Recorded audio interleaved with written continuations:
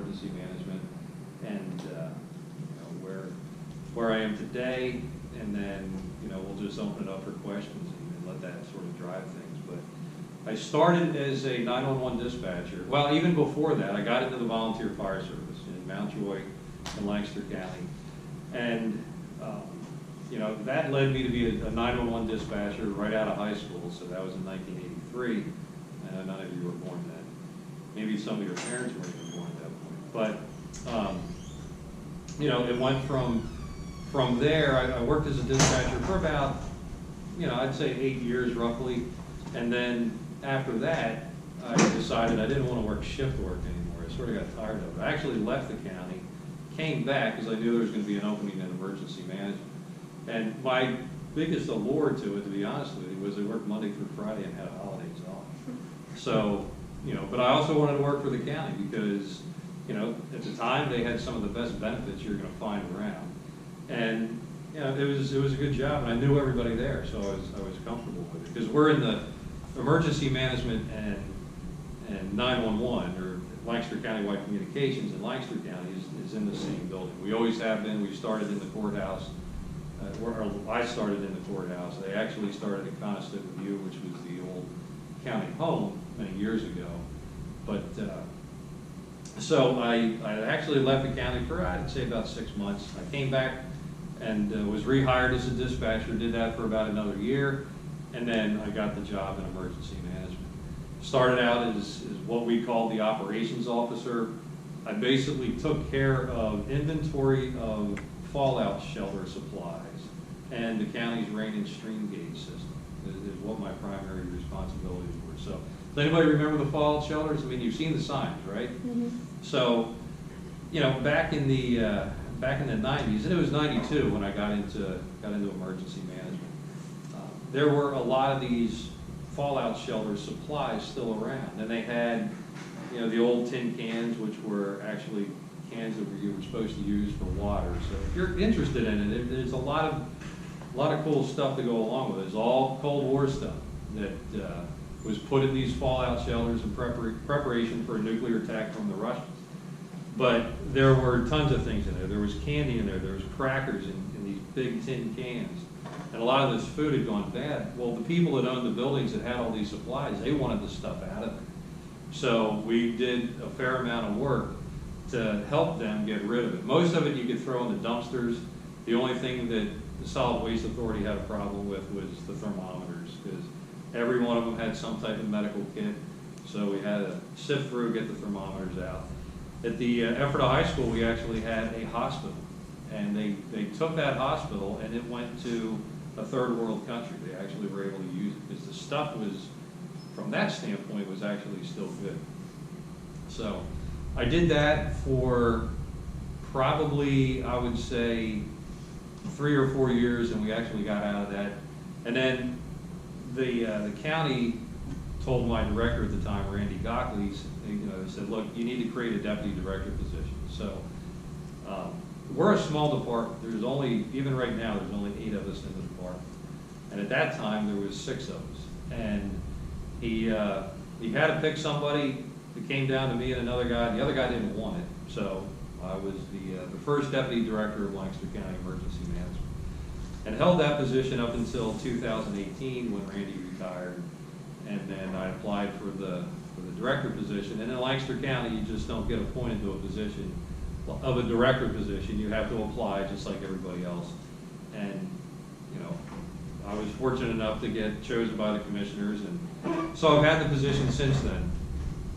I had no idea that COVID was coming, because if I would have never have taken the position. And we can talk about that later, and some of the many dynamics of what a pandemic of this scale does to emergency management and politics and everything, but we'll talk about that.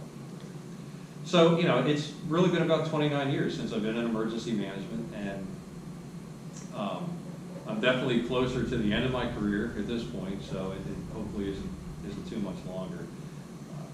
And then probably what I'll do is contract work after that, still staying in doing things with emergency management and public safety.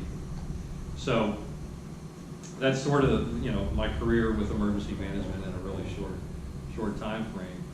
You know, during that time, you know, the biggest things we really ever had to deal with was snowstorms and floods. Lancaster County floods a lot. It's one of the most flood-prone counties in the state. Okay, so, and I mentioned before that I sort of helped to build the county's rain and stream gauge network, and it's still up and running today. And we started that back in '93. You know, so and some of the gauges are still out there at the very same place where we originally put them. So, and I credit a part-time person we had that really sort of led that project, but I was just the guy doing some of the work getting the installs done. But we still maintain it. It's still a very valuable tool. Just when we had remnants of Ida come through, you know, it was a great tool to be able to monitor about the 7 different stream gauges, and we use the USGS gauges as well in the river and the Conestoga River. You know, just to be able to see when things crest. I mean, because it just gives you really good situational awareness of what's going on out there. But typically, like I said, what we would deal with are our big disasters in this part of the world are really, you know, snowstorms and flooding events. We don't deal with hurricanes too much. We deal with remnants of hurricanes, but it gives us flooding. We don't deal with earthquakes, although we could. I mean, there's some pretty decent faults that are around here, but it's not as common as obviously out in California.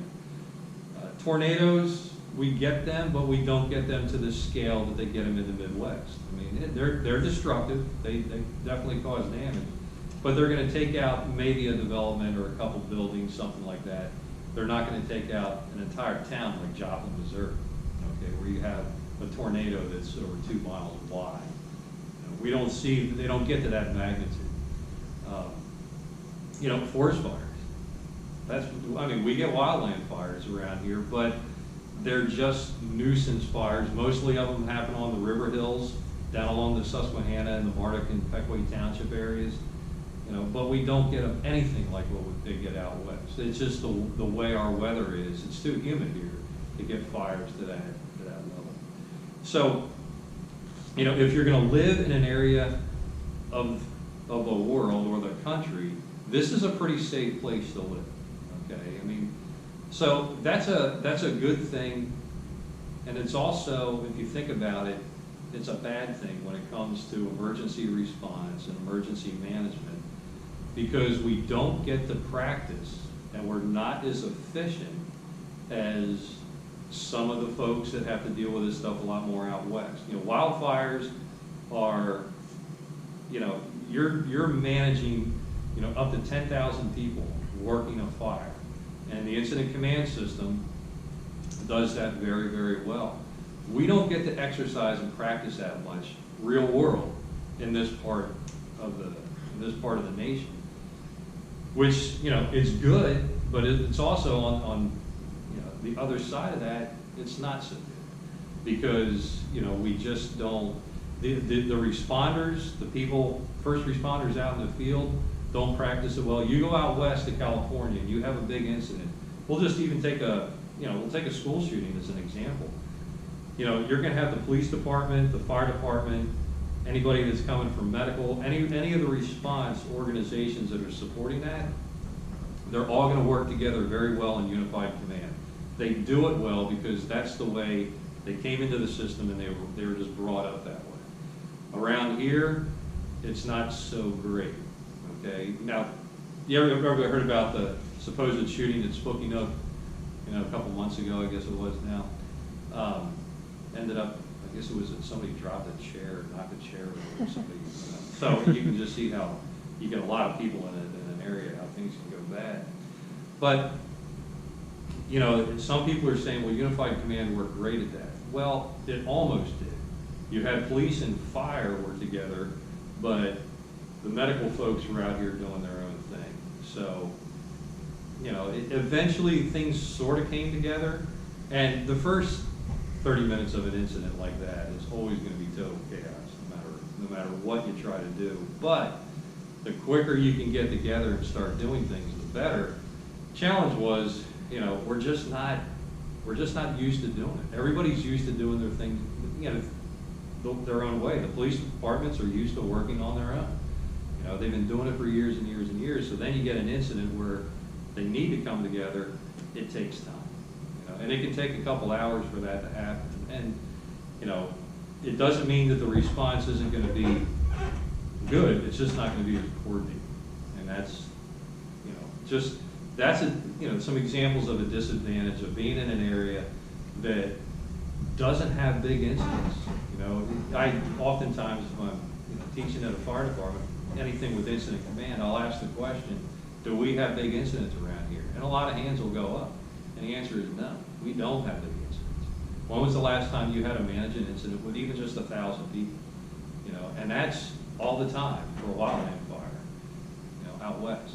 You know, we don't have that experience. Now, we have some people in this area that had opportunities to work in those incidents and bigger things, but you know, there's not a lot, and it's not enough to really make a big difference. So, and some of our other challenges in Pennsylvania, and I'm sure Dwayne is, and Professor Hedley, I'm going to call him Dwayne, so you know, whoever, I'm sure he's gone over this. The Commonwealth form of government is also going to be pretty challenging for us in emergency management.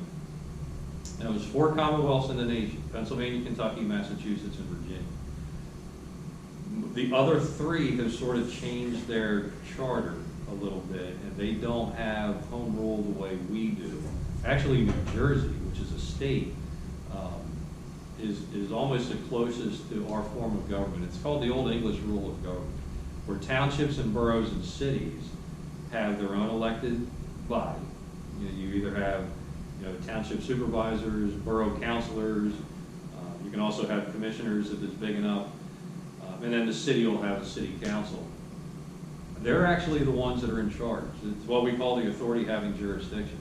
That's where if you go to a state like Maryland, you know, the counties and cities are the local level of government. In Pennsylvania, it's the boroughs, townships, and cities that really do that. So we don't have a countywide police department. We don't have a countywide fire department. You know, we don't have a countywide roads department. We don't have a countywide really anything like that when it comes to certain services. Okay, the county does have some services, you know, children and youth, things like that. But a lot of the services we have are required by law. Emergency management is one of them. And in Pennsylvania, every level of government has to have emergency management. But the challenge to this Commonwealth, you know, setup that we have, you know, it's tough because that local municipality, the borough, township, or city, they're the ones that are responsible for the incident. They own the incident cradle to grave. So you have a school shooting here in Millersville. It'll be unique here because this is a state university. They have their own police department, and it's actually state property. So the state's going to get a lot more involved. But Millersville Borough actually owns the problem. Okay, so they're going to have a lot to do with it. We'll take Eton College up in Elizabethtown. You know, that's a private college, so Elizabethtown Borough is going to be the one that owns that. You have a big flood, anything that goes on. And one of the problems we have is a lot of the elected officials don't realize that they're the ones that are responsible and in charge of this. You know, they're responsible for public safety, so they have to provide fire service. They have to provide police service. They have to provide emergency medical services. Well, they do that, you know, by having, in many cases, a volunteer fire department. And they have a paid police department because we just can't seem to get volunteer police departments going around here. Although there used to be volunteer police departments, and in Virginia they still have them. You know, you actually have volunteer police officers. But you know, they are responsible to provide that public safety and make sure that stuff is there and available. And if it falls apart, then it really goes back to the borough or township. So a lot of things that we often do during larger scale events is we're educating some of these elected officials because they change a lot. So we're telling them, you know, hey, this is what you got to do. They have an emergency management coordinator. They're required to by law to appoint someone to that. Oftentimes they take the easy road out and they'll appoint the police chief or the fire chief. Well, what are they doing when something big happens? They're either doing their police work or they're doing their fire work, and the emergency management functions don't get taken care of. So you've all heard about the emergency support functions, ESF 9 through it depends. You can have as many as you want, but typically we're dealing with ESF 9 through 13. That's the positions we have, the functions that we need to do. We have a hard time getting that to work at a municipal level because they just don't have that number of people. So we've sort of changed things in their emergency operations plan so that they function really by department. So in their EOC, it's almost a department operations center. And then we assign those functions to the different departments. And it works pretty well for the more active ones. So, you know, the challenges of being in a Commonwealth, you know, we can't compel anybody to do anything. We can see what's going on. We can't control resources. We can't send a police department from one end of the county to the other, or a fire department. You know, we don't have that control of the county, and the county is a pretty weak form of government in Pennsylvania. Moved to Maryland, moved to Virginia, you know, even New Jersey. The county has a lot more authority. I mean, they have a county police chief, they have a county fire chief, and they all have representatives that will sit in the EOC during a large-scale incident or event, and they can control those resources. So, you know, it's a bit of a challenge. I mean, we've had a couple interns from Millersville that have gotten jobs down in Virginia and Maryland. You know, we've gone down there a couple times, and Montgomery County, Maryland, his name's Matt, I forget his last name, but we've gone down there a couple times for drills to sort of observe some of the things they do with WebEOC, which is a system, you know, web-based system we use to help manage things. And, you know, it would be so nice to work in that environment because you can just get so much more done. You know, a lot of times our hands are tied in Pennsylvania. So when you know, when you're looking for a career, if you're looking for a career in emergency management, you may want to look. You know, if you want to be able to do more and you want to be able to, you know, really function the way emergency management should function, you know, either go to a big city or, you know, go to a state that has